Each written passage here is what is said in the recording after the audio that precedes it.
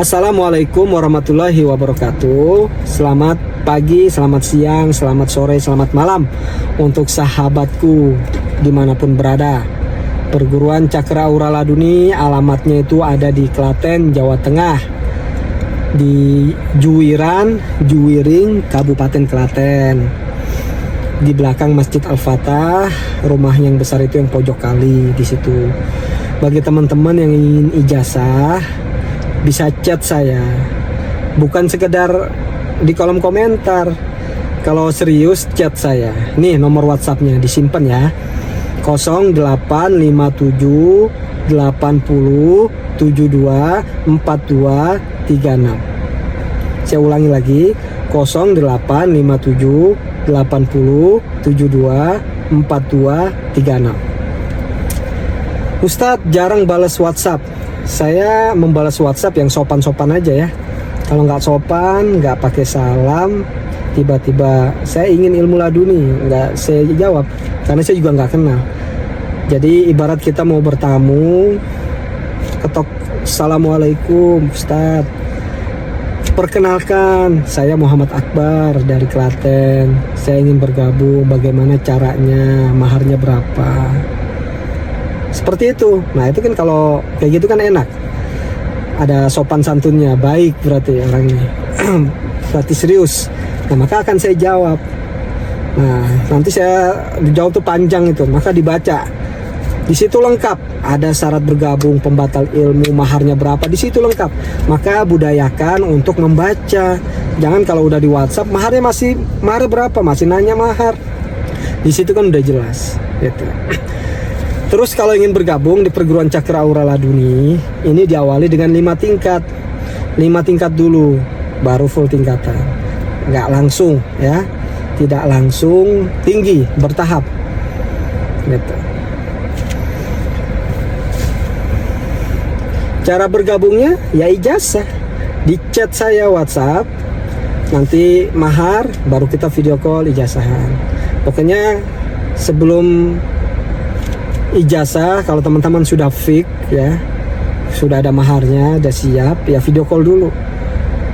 Ini wajah saya ya, perguruannya jelas, ilmunya jelas, pada pokoknya jelas. Jangan sampai ada orang ngaku-ngaku, jangan ngaku-ngaku Cakra Aura Laduni, ngaku-ngaku ilmu laduni, ngaku-ngaku Ustadz Akbar. Kalau saya jelas, nomor saya jelas, perguruan saya jelas. Paham ya teman-teman ya? Terus pertanyaan berikutnya, untuk perempuan boleh atau tidak? Sangat boleh. Untuk perempuannya, baik dia lajang maupun dia sudah menikah, itu boleh. Tapi kalau untuk laki-laki, minimal dia sudah nikah. Kenapa saya bedakan laki sama perempuan? Kok perempuan yang single boleh, yang belum menikah, yang laki-laki nggak boleh? Ada alasan tertentu teman-teman. Saya menilai kalau perempuan itu nggak neko-neko, dia nggak aneh-aneh. Yang kebanyakan anak-anak ini anak laki-laki, apalagi masih muda, belum nikah. Nah itu banyak brutalnya, banyak melakukan pelanggaran juga, sopan santunnya juga kurang. Makanya saya tidak mengiyakan, tidak menerima dulu ya untuk mengijazah anak muda, khususnya laki-laki yang belum menikah. Belajar dulu yang benar, kerja dulu yang benar. Terus untuk non muslim boleh apa enggak? Untuk dari perguruan saya nanti dulu, saya mengijazah kaum muslimin saja, muslimin wal muslimat. Mohon maaf saya ini banyak peraturannya karena saya menjunjung tinggi etika gitu. Saya memfilter agar nggak sembarangan mengijazah orang. Kalau orang sudah menikah itu dia melakukan pelanggaran, nggak neko-neko, karena dia ingat anak istri, ingat punya tanggung jawab, tidak neko-neko, tidak melakukan aksi brutal, nggak suka nantangin orang. Karena yang paling penting ini ego nih, harus bisa terkontrol. Kalau orang egonya nggak terkontrol tuh bahasanya nggak bagus ya, terus sikapnya kurang baik. Nah, makanya ini masalah ego aja sebenarnya. Nah saya memfilternya dengan persyaratan tersebut, minimal sudah menikah. Semoga bisa difahami ya. Untuk yang luar negeri bisa apa enggak? Banyak sekali murid saya di luar negeri. Ada paling jauh di Irak, ya tentara Irak, saya ijazah tentara Irak. Terus di Kuwait ada, di Malaysia, Singapura, Malaysia mayoritas ya, setiap titik ada tuh anggota kita. Taiwan ada, Thailand juga ada, baru masuk Thailand gitu. Insya Allah hari Jumat besok juga ada dari Amerika. Pengisian mayoritas itu jarak jauh, dari Sabang sampai Merauke jarak jauh. Yang deket-deket paling orang-orang Klaten sini, orang Jogja. Kalau teman-teman tidak bisa datang ke Padepokan, solusinya jarak jauh. Hasilnya sama nggak? Sama aja, sama teman-teman. Hasilnya sama, karena ilmu ini hanya cukup di ijazah, diisi saja, tidak ada latihannya.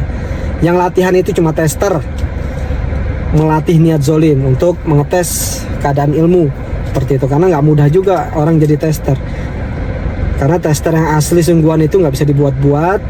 Itu nyata tuh di luar itu seperti begal, perampok, pembunuhan, ya, dan kasus-kasus kriminal yang lain itu. Karena munculnya dari hati. Ilmu ini berfungsi di kejadian nyata, di kejadian yang sesungguhnya kepada orang zolim saja. Bukan orang emosi, bukan pertandingan. Nggak bisa ilmu ini dipertandingkan di atas ring MMA. Karena orang MMA itu orang-orang baik semua. Mereka mengejar poin, mengejar hadiah, mengejar nama, ketenaran. Tuh. Jadi kalau laduni ditandingkan, itu bodoh, itu nggak bisa dipertandingkan ilmu ini. Ilmu ini untuk kejadian nyata, untuk pertahanan diri di waktu terdesak.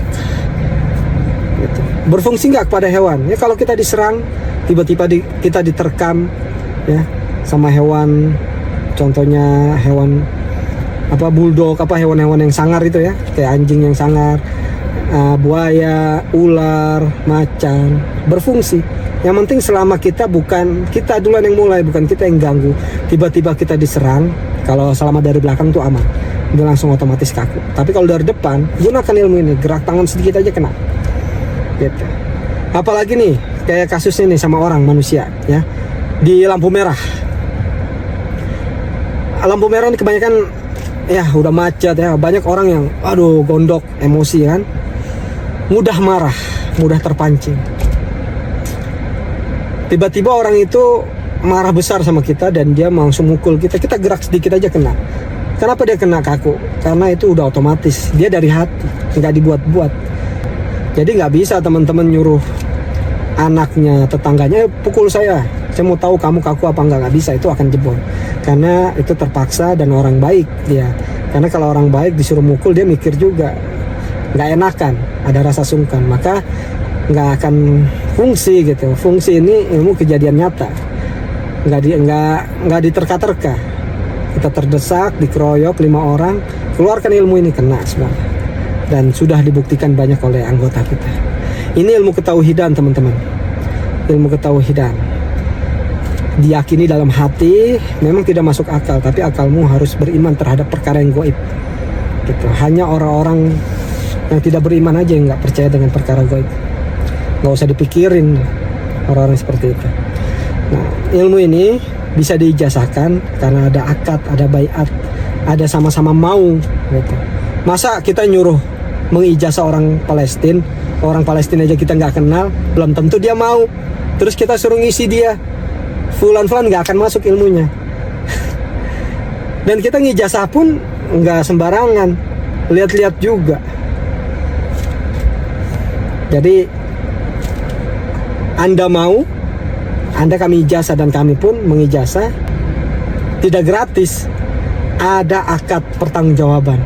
Karena gini, ketika kami ijazah, maka ada pertanggungjawaban saya. Ilmu ini resikonya nyawa.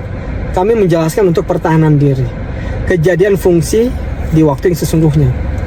Kenapa kami berani menyiarkan, mengatakan bahwa ilmu ini untuk kejadian nyata? Dan itu terbukti. Kalau kami menyiarkan suatu hal yang bohong-bohong, saya nggak berani ngomong seperti ini. Karena takut resikonya nyawa, pasti saya akan ditangkap.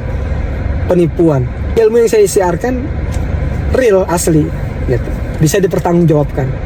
Anggota kita banyak dari segala macam profesi, orang-orang profesional banyak di Cakrawala Laduni. Terakhir saya mengijazah Kejati, orang Kejati. Ada anggota polisi juga, TNI juga. Masa saya mengijazah nipu-nipu orang yang punya nama, ya mati konyol lah saya. Dan mereka sudah membuktikan ilmu yang kami ijazahkan gitu. Jadi cara bergabungnya teman-teman, WhatsApp saya, bukan telepon, bukan video call. Video callnya nanti setelah teman-teman fix, sama-sama sepakat ilmu ini aman nggak? Ya aman, jangan disamakan dengan ilmu-ilmu yang lain. Ilmu ini aman nggak sakaratul maut? Ya saya paham sih, ini pertanyaan orang awam gitu kan, belum paham, nggak apa-apa pertanyaan itu, tapi saya akan jelaskan di video ini dengan tegas bahwa ilmu ini adalah ilmu karomah, ilmu bela diri, ilmu putih, aman, tidak ada amalannya. Amalannya hanya sholat 5 waktu saja gitu. Jaga sholat, jangan maksiat. Kalau udah waktu meninggal, faidza ja'a ajaluhum la yastakhiruna sa'ata wa la yastaqdimun. Kalau ajal datang nggak bisa dimajuin, nggak bisa mundurin. Kalau meninggal aja. Itu berbeda. Contohnya nih, kita lagi jalan, tiba-tiba dibacok dari belakang, ya kan? Kalau kita nggak ada ilmu ini, nggak ada syariat, kita mati, ajal datang itu. Nah, pentingnya kita punya syariat, punya wasilah. Ada bacok kita dari belakang, orang itu mental kaku, selamat kita, karena kita belum waktunya. Nah, maka ilmu ini untuk menjaga kita, keselamatan diri kita dari serangan orang-orang zalim. Gitu, sayangi diri kita, sayangi umur kita. Karena kalau belum waktunya meninggal ya tidak akan meninggal. Seperti itu Pak, Bu. Kalau udah waktunya meninggal nih, di usia contohnya 70 tahun meninggal, ya meninggal aja. Karena sudah di Lauhil Mahfuz tercatat usianya sampai segitu. Gitu teman-teman, aman ilmu laduni. Jangan disamakan dengan ilmu-ilmu yang nggak bener di luaran sana. Gitu. Ilmu kita ini bukan tenaga dalam, bukan ilmu yang pakai wirid-wirid, pakai kedut perut, pakai tarik napas, tidak sama teman-teman. Ilmu ini otomatis, serba otomatis. Amalannya adalah taubat, bertakwa kepada Allah, maka akan ada selamanya. Mau teman-teman ingat gak ingat, yakin gak yakin, ilmunya tetap berfungsi ketika digunakan untuk bela diri dan pengobatan. Pengobatannya apa saja? Ya kita lebih mengutamakan non medis, seperti gangguan jin, sihir, santet. Kalau medis itu bisa ya, tapi kami lebih mengutamakan yang non medis gitu. Pentingnya kita punya payung sebelum datang hujan. Jangan sampai datang masalah kita nggak punya apa-apa ya. Kita harus punya wasilah, benteng diri. Seperti itu kawan-kawanku semua. Mau yakin gak yakin, oh saya nggak yakin, nggak percaya, itu kamu, bukan saya. Kalau saya yakin, karena alhamdulillah saya pribadi sudah pernah mengkakukan orang 2 kali dan membuat orang pingsan 1 kali. Udah 3 kali saya membuktikan ilmu ini. Kalau dari segi pengobatan, wow udah banyak. Silakan cek video saya, banyak tuh pengobatan yang saya lakukan, mengobati orang kena sihir, santet gitu. Alhamdulillah dengan wasilah ilmu ini Allah yang menyembuhkan. Kita penting berwasilah, bermunajat kepada Allah dengan ilmu ini. Barakallahu fikum. Assalamualaikum warahmatullahi wabarakatuh.